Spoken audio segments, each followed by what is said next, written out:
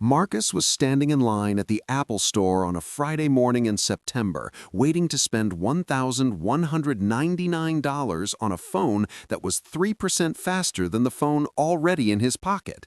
He knew the specs, he had watched every review, read every leak, refreshed every rumor site for months. The new camera had one more lens, the processor was marginally quicker, the screen was slightly brighter. He could not articulate exactly what his current phone could not do. It made calls, sent texts, took photos good enough for Instagram, ran every app he needed.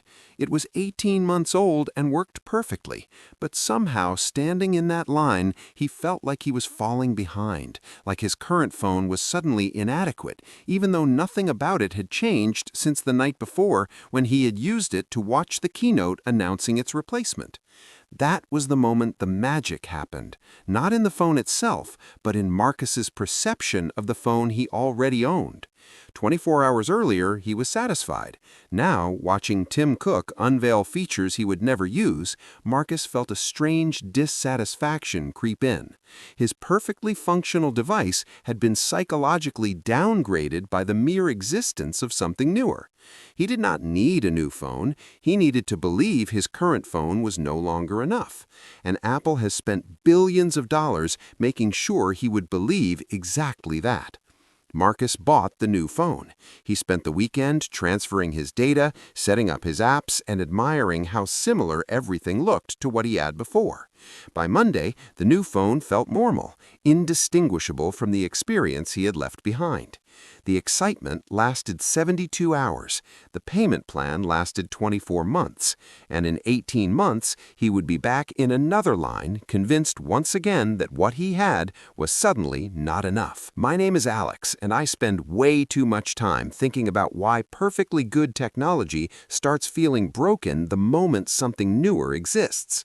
If you have ever upgraded a phone, laptop, or tablet and realized weeks later that you paid $1,000 for an experience almost identical to what you had, if you have ever felt your device slow down suspiciously close to a new model release, make sure to hit that subscribe button.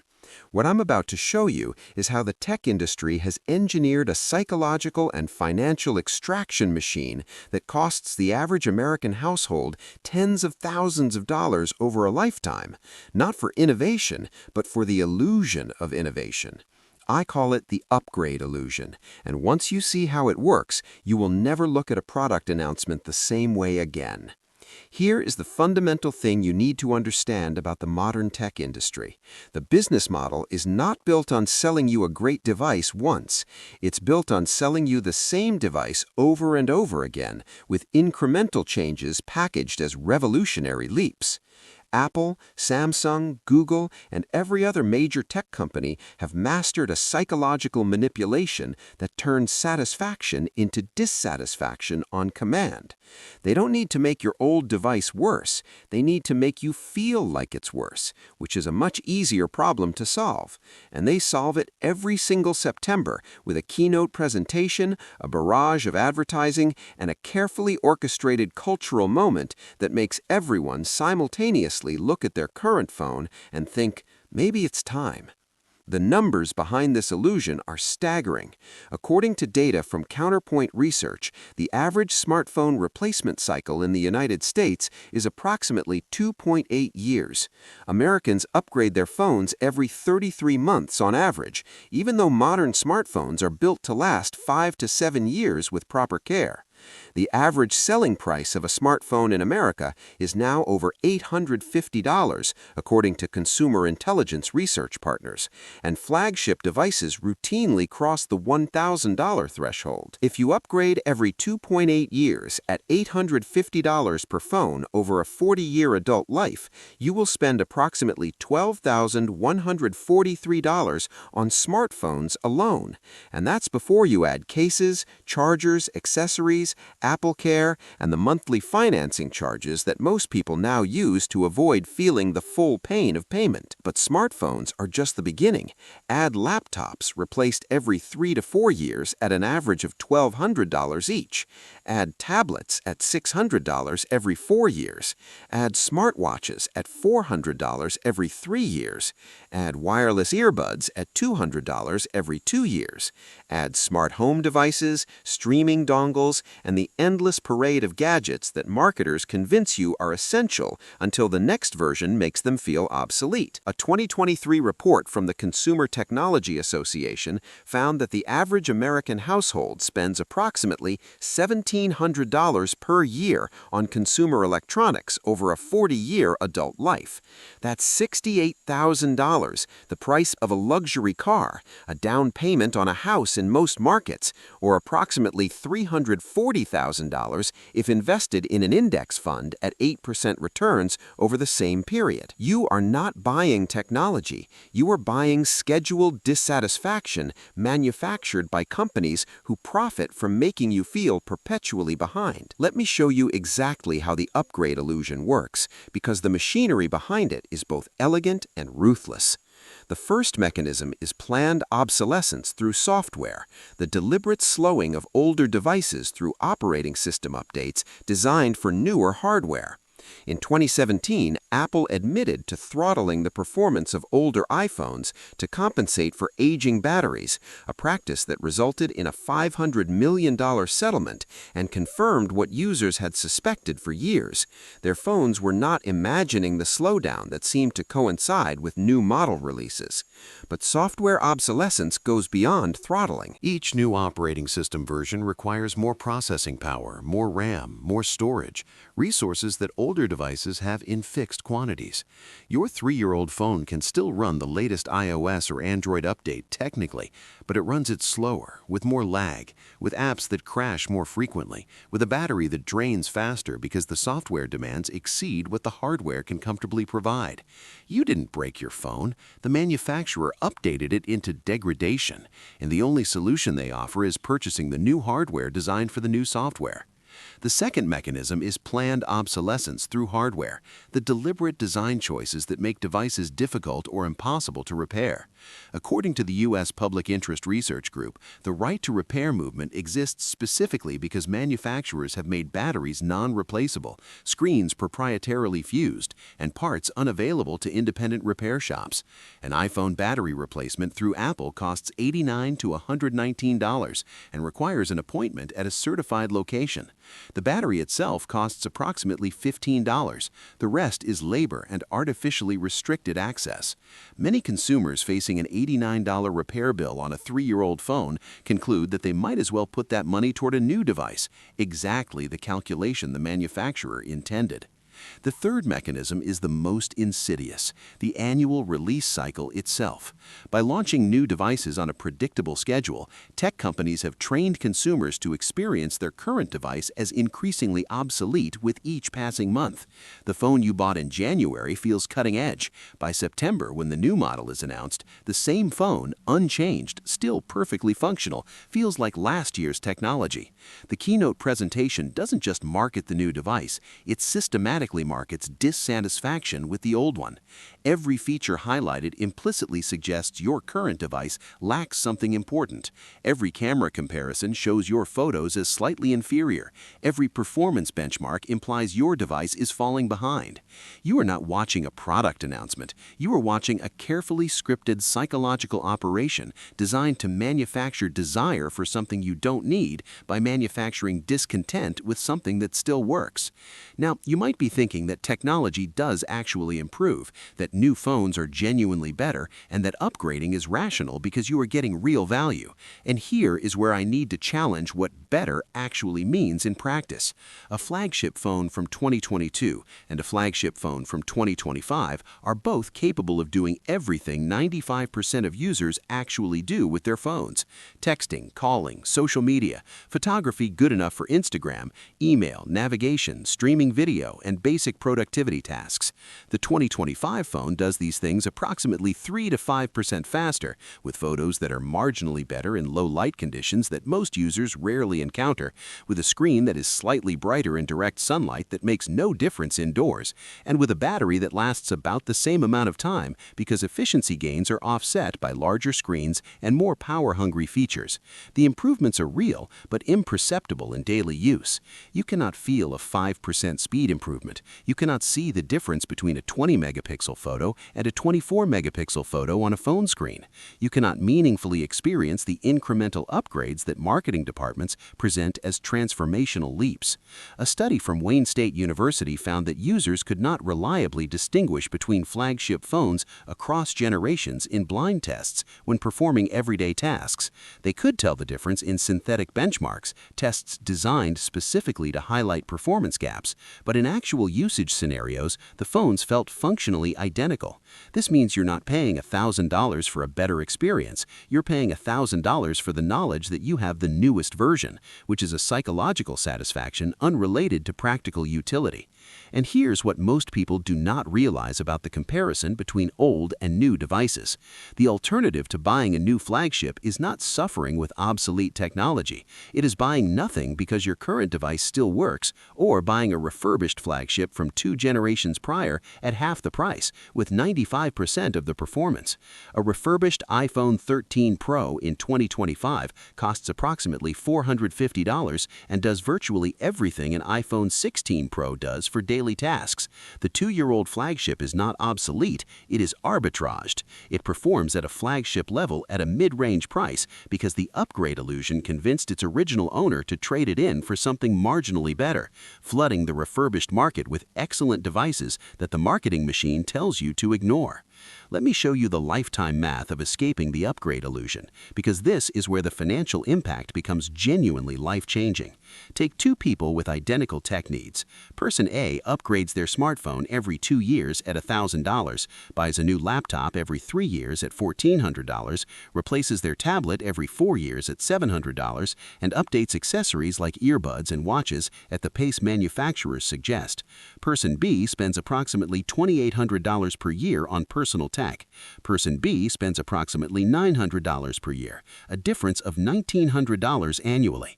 Over a 30-year adult working life, Person A spends $84,000 on personal technology. Person B spends $27,000. The difference is $57,000 in direct spending, but the real cost is the opportunity cost, what that $57,000 could have become if invested instead of spent on incremental upgrades.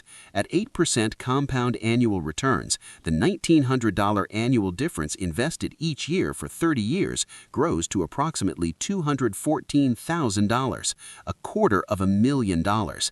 That is the true cost of the upgrade illusion, not the price of any single device, but the compounded lifetime extraction of wealth through manufactured dissatisfaction, upgrade after upgrade, year after year, while perfectly good technology collects dust in drawers or gets traded in for a fraction of its remaining useful life. Here's where it gets really interesting, because the tech industry has also convinced us that holding on to devices is somehow embarrassing or irresponsible, when the opposite is true. The environmental cost of the upgrade illusion is catastrophic. According to the United Nations, approximately 50 million metric tons of e-waste are generated globally each year, and that number is growing. The rare earth minerals in your phone, lithium, cobalt, neodymium, are extracted through environmentally destructive mining, often in countries with poor labor protections. The manufacturing process for a single phone produces approximately 70 kilograms of CO2 emissions, and the majority of a device's lifetime carbon footprint comes from manufacturing, not use. Every unnecessary upgrade is not just a financial decision, it's an environmental one. The person using a 4-year-old phone is not behind the times. They are making a more rational economic decision and a more responsible environmental one. The social pressure to upgrade is manufactured, and it should be resisted, not just for financial reasons, but because the consumption pattern it drives is genuinely unsustainable. The marketing has convinced us that wanting the new thing is natural and inevitable, but the wanting is engineered. You did not wake up feeling dissatisfied with your phone. You watched a keynote or saw an advertisement or scrolled past a review that planted the dissatisfaction. The desire came from outside, not inside, and recognizing that is the first step to escaping the cycle. So what do you actually do to escape the upgrade illusion? The first action is to define your actual use case and measure your current device against it, not against the theoretical maximum a new device could provide. Ask yourself, what do I actually do with my phone or laptop on a daily basis? Texting? Email? Social media? Photos? Streaming? If yes, your 2- or 3-year-old device handles all of those tasks adequately. You do not need more processing power for Instagram. You do not need a better camera for snapshots. The new features are designed to create demand, not serve existing needs. The second action is to extend the life of your current devices through simple maintenance. Replace batteries when they degrade. A $10 repair that adds 2 years of life is dramatically cheaper than a $1,000 replacement. Use protective cases to prevent damage. Delete unused apps and files to maintain performance. Factory reset devices that have become sluggish. Often the performance issues are software cruft, not hardware limitations. A 2022 survey by Asurion found that the average smartphone has 80 unused apps consuming storage and processing resources. Cleaning up your device can restore performance you thought was gone. The third action is to buy refurbished when you do need to upgrade. Apple, Samsung, and third-party vendors like Gazelle and Black Market sell certified refurbished devices at 30 to 50% discounts with warranties that cover defects. A 2-year-old refurbished flagship is virtually indistinguishable from a new mid-range device in daily use at a lower price with the same reliability. The stigma around refurbished is manufactured by companies who profit from selling new. The devices themselves are excellent. The fourth action is to set upgrade intervals that are based on actual need, not marketing cycles.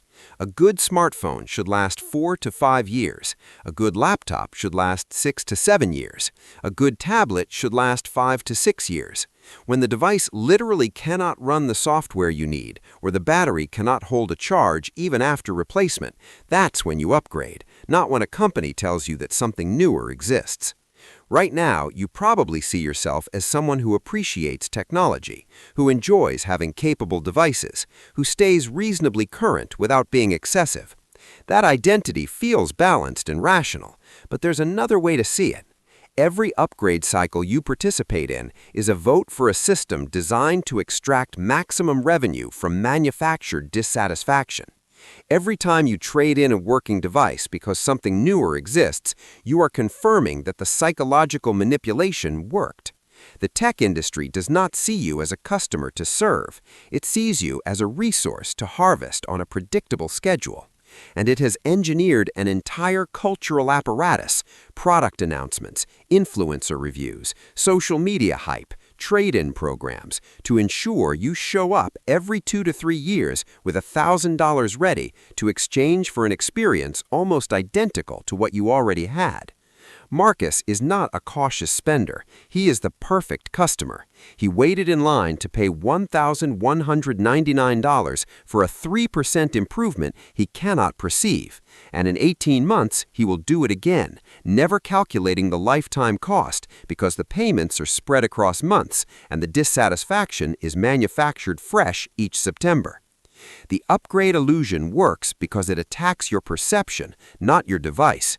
Your phone did not become worse when the new model was announced. Your perception of your phone changed because billions of dollars were spent changing it. The only escape is to recognize the manipulation for what it is and to measure your device against your actual needs rather than against an artificial standard designed to make you feel perpetually behind. You are not behind. You are being told you're behind by people who profit when you believe them. Your 3-year-old phone works. Your 5-year-old laptop works. The dissatisfaction you feel is not coming from the device. It is coming from a marketing machine that needs you dissatisfied to survive. Unplug from the illusion. Keep what works. Invest the difference. If this changed how you see your next upgrade, hit that like button and subscribe.